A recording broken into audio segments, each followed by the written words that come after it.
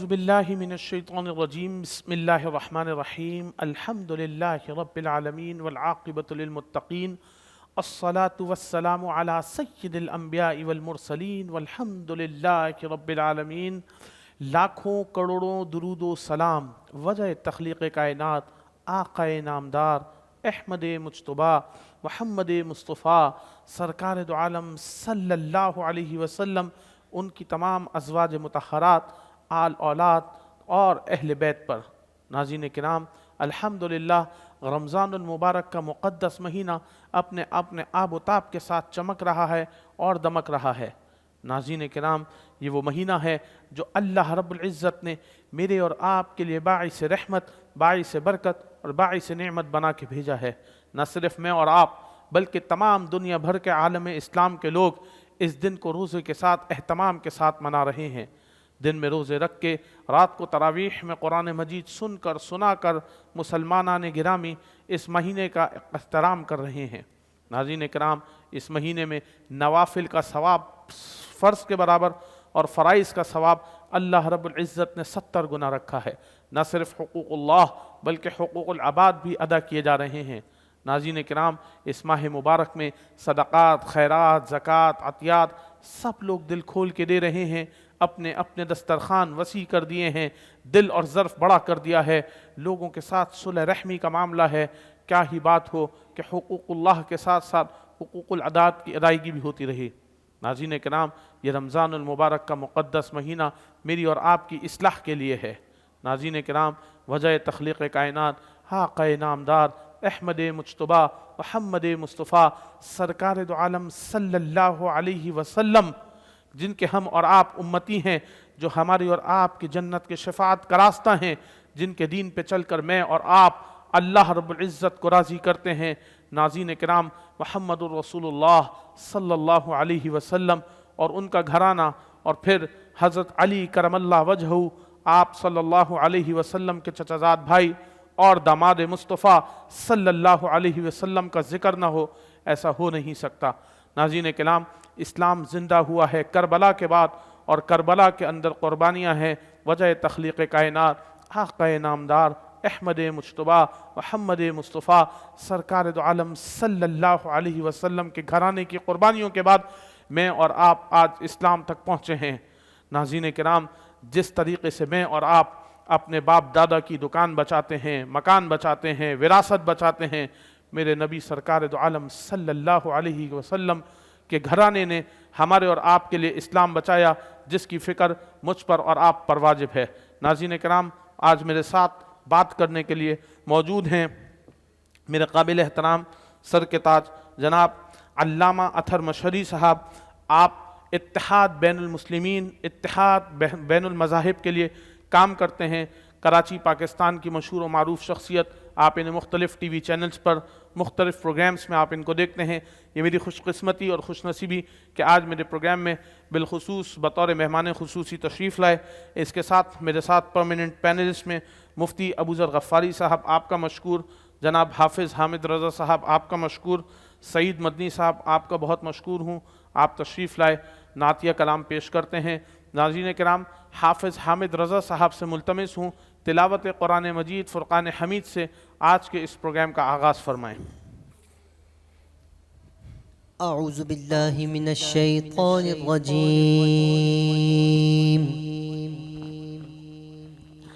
بسم اللہ الرحمن الرحیم۔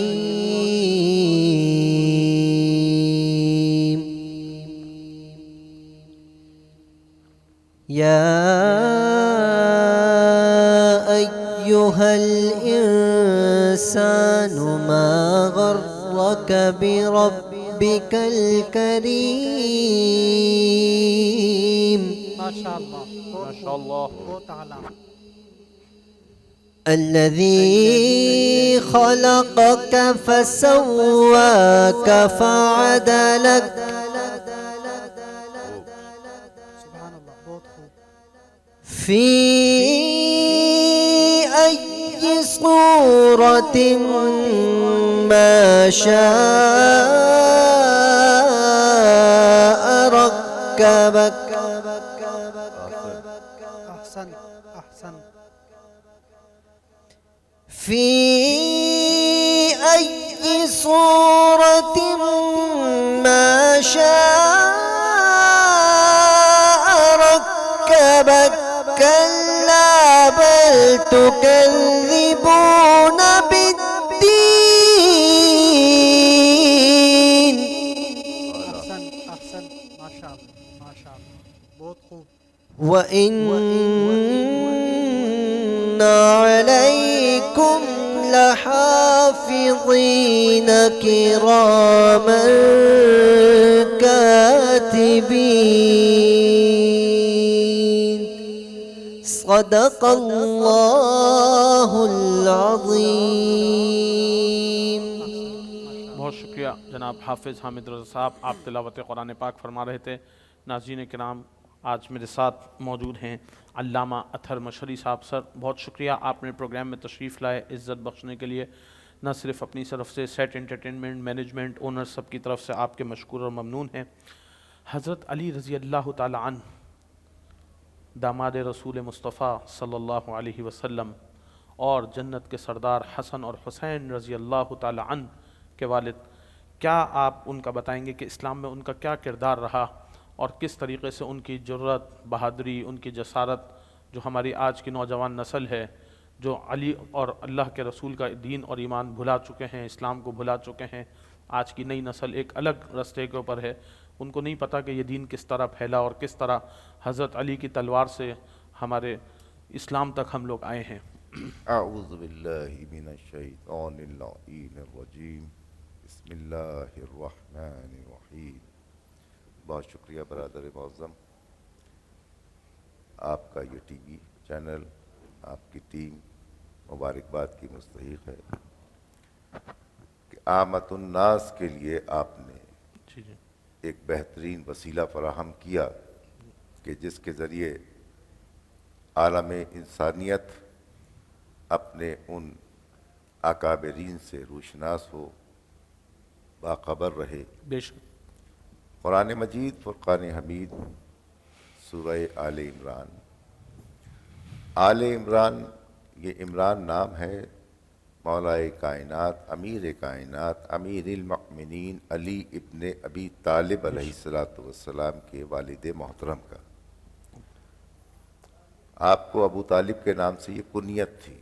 طالب ان کے بیٹے تھے، عرب کا دستور تھا کہ بیٹے کی کنیت سے باپ کو پہچانا جاتا تھا. نام عمران تھا. تو سورہ آل عمران اس کی آیت ہے 86. 8 اور 6 ویسے اگر آپ جوڑیں تو یہ 14 ہوتے ہیں. یہ 14 معصومین کی جانب بھی اشارہ کرتی ہے اور بڑی روشن ابتدائی اس کی ایک آیت ہے. کیفا یہدی اللہ قوماً، کہ اللہ اس قوم کی ہدایت کیسے کرے. بعدو ایمانہ کلو، جو ایمان لانے کے بعد کافر ہو جائے. جہاں اشارہ کیا پروردگار عالم نے اور رسول خدا نے احادیث صحیحہ میں ارشاد فرمایا کہ علی کل ایمان ہے. بے شک. بلغ الایمان کلہ، کل ایمان ہے. یعنی مولائے کائنات کا اسلام میں ایمان کل کے نام سے تعارف کرایا گیا. اب اگر کوئی ایمان کل سے منحرف ہو جائے ایمان لانے کے بعد، سبحان تو اللہ. پروردگار نے اس کا پورا ارشاد فرما دیا. اچھا، اب یہ وہ شخصیت ہے کہ جب کچھ نہ تھا، کچھ نہ تھا، نہ زمین تھی، نہ زمن تھا، نہ چمن تھا، نہ بحر تھے، نہ دریا تھے، نہ اس کی جولانی تھی، نہ پہاڑ تھے، نہ اس کی بلند فشانی تھی. کچھ نہ تھا. اللہ وحدہ لا شریک تھا. اللہ نور السماوات وما فی الارض، کائنات میں صرف اللہ کا نور تھا. تو حدیث ہے انا وعلی من نور واحد. پیغمبر اکرم نے فرمایا کہ میں اور علی ایک نور سے خلق ہوئے. تو یہ الہی نور سے تجلی لینے والی شخصیت ایمان کل کے نام سے تعارف کرائی گئی. پھر جب آپ دیکھیں کہ آپ جب دنیا میں تشریف لاتے ہیں تو خانہ کعبہ میں، خانہ خدا میں تشریف لاتے ہیں. یہ بھی ایک واقعہ، ایک انسانیت کے لیے ایک پیغام ہے کہ ان کی نہ صرف یہ بلکہ ان کے گھرانے والے بھی اللہ پر کس قدر یقین رکھتے تھے. بے شک. کہ آپ دیکھیے اگر ہم یہاں بیٹھے ہیں اور یہاں اگر یہ زمین پھٹ جائے تو ہم میں سے کوئی بھی یہاں نہ بیٹھا رہے گا, بے شک نہیں بیٹھا ہے رہے. نا. لیکن وہاں کعبے کی دیوار شق ہو رہی ہے اور فاطمہ بنت اسد سلام اللہ علیہا اندر جا رہی ہیں, تو گویا انہیں معلوم تھا کہ راستہ میرے لیے بنایا گیا ہے. تو جو اللہ پر اس قدر یقین رکھنے والے ہوں تو آپ کے بطن سے جو چیز آئے گی وہ ایمان کلی ہو سکتی ہے. بے شک ایسا ہی. آپ 3 روز وہاں رہے اور 3 روز تک رہنے کا بھی ایک مقصد تھا کہ مکے کے ایک ایک گھر میں یہ خبر پہنچ جائے کہ فاطمہ بنت اسد سلام اللہ علیہا خانہ خدا میں موجود ہے, حرم خدا میں موجود ہے, مسجد حرام میں موجود ہیں. پھر پورا مکہ سمٹ کر آتا ہے, ابو طالب ساتھ آتے ہیں, دروازہ کھولتے ہیں, رسول خدا کو لے کے جاتے ہیں. رسول خدا جیسے ہی داخل ہوتے ہیں تو فاطمہ بنت اسد سلام اللہ علیہا فرماتی ہیں, یا رسول اللہ, اس بچے نے آنے کے بعد ابھی تک نہ تو کوئی بات کی ہے نہ کوئی آواز دی ہے. حالانکہ دستور ہے کہ اگر بچہ روتا ہوا آئے تو کہتے ہیں کہ جناب اس کو زندگی ملے گی. وہ خاموش آئے, 3 روز تک خاموش رہے, نہ کسی قسم کی غذا لی نہ کوئی گفتگو کی, خاموش رہے. ادھر رسول کی خوشبو پائی, آپ نے دہن رسالت میں سے ان کو لعاب دہن دیا, ہاں دست رسالت پہ لیا, دست رسالت پہ لیا, آنکھیں کھول دیں. کہا سبب کیا تھا, 3 روز سے خاموش تھے. کہا جس کے لیے آیا ہوں دعا آپ نے کی تھی, پروردگار مجھے نصیر عطا فرما, میں آیا آپ کے لیے ہوں, نصرت آپ کی نصرت کے لیے آیا ہوں.